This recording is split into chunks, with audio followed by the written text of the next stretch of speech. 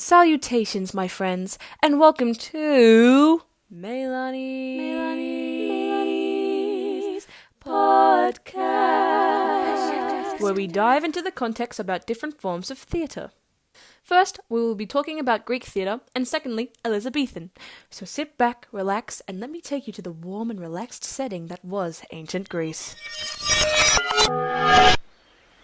Lovely. Greek theatre was a foundational cultural, religious, and civic event in ancient Greece founded in 6th century BC, becoming the beginning of Western theatre as we know it. It began as religious festivals to honor Dionysus, the god of wine and theatre, serving as a major social, political, and competitive event. It featured two main genres, tragedy and comedy, performed in open-air hillside amphitheatres. Common Greek theatre conventions included masks and choruses.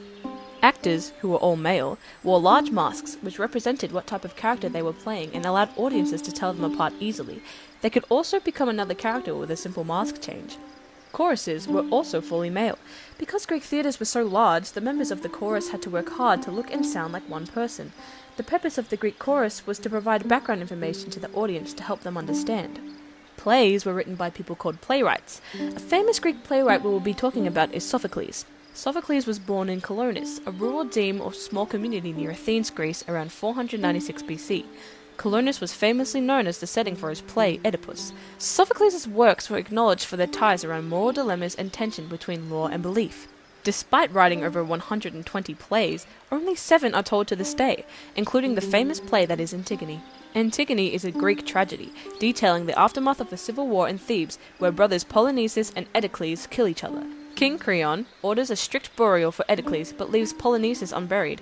Their sister, Antigone, defies the decree, buries her brother, and is sentenced to death, triggering a catastrophic chain of suicide.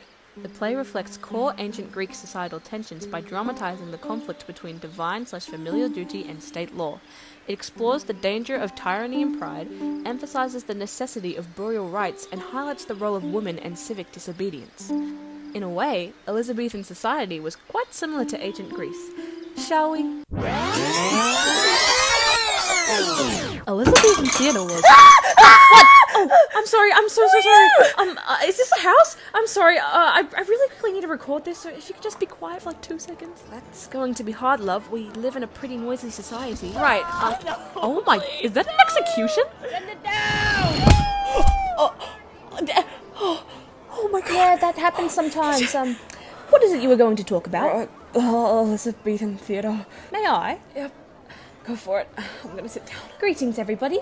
My name is Agnes. Elizabethan theatre was founded in the 16th century during the reign of Queen Elizabeth I. In these times, the government is ruled with Protestant monarchy, meaning the Queen follows Protestant Christianity, and religion strongly influenced laws, beliefs, and daily life. Now, theatre isn't our only form of entertainment. We also have executions! Yeah, I can see that. Large crowds will gather to watch executions. This shows that Elizabethan audiences are used to dramatic and violent spectacles, which influences the intensity of our theatre. Though sometimes theatres would close due to frequent plague outbreaks, which affected actors and playwrights financially. Actors in theatre were strictly male, as women weren't allowed to perform due to the patriarchal society. Women were played by young boys. Actors would perform on an open-air, thrust stage with audiences on 3 sides. There was no artificial lighting. Poor people, typically called groundlings, stand in the yard, whereas higher-ups are able to stand higher up. There was very little scenery. A character would tell the audience where the scene was set. Long speeches give actors a chance to change their clothes. A speech like an aside. An Elizabethan aside is a brief, dramatic convention where a character speaks directly to the audience or to themselves, unheard by the other characters present on stage. Used heavily by playwrights like Shakespeare, offering immediate insights into a character's true feelings, secrets or plots, building a bond with the audience. Iambic pentameter is also another convention, serving as the dominant verse form for both drama and poetry. It became the go-to meter for playwrights and poets to create a sense of nobility, gravity, and musicality in the English language. You wouldn't exactly say the words, but the pattern would go a little like da-dum, da-dum, da-dum, you know? 2 households, both alike in dignity. Yeah, like that. William Shakespeare is a famous English playwright, poet, and actor. He is widely regarded as the greatest writer in the English language. He is often called England's national poet. Some of his plays, to name a few, include Hamlet, Macbeth, Twelfth Night, As You Like It, and Romeo and Juliet. which we will be talking about right now. Romeo and Juliet is a Shakespearean tragedy about two teenagers from warring families, the Montagues and Capulets, who fall in love at first sight, marry in secret, and ultimately take their own lives.